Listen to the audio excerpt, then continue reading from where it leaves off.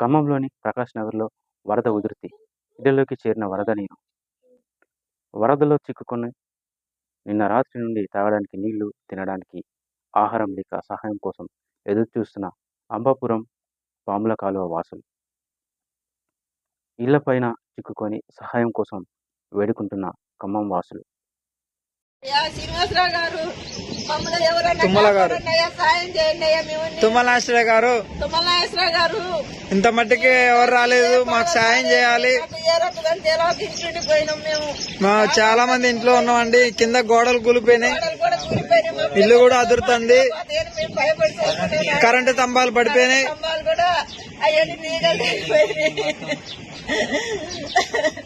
మేము బతుకుతుమో చచ్చిపోతామో మాకు తెలవట్లేదు. అయ్యా మమ్మల్ని కాపాడండి అయ్యా.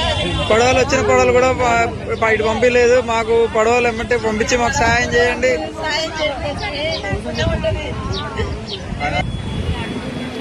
గట్టి మాట్లాడు.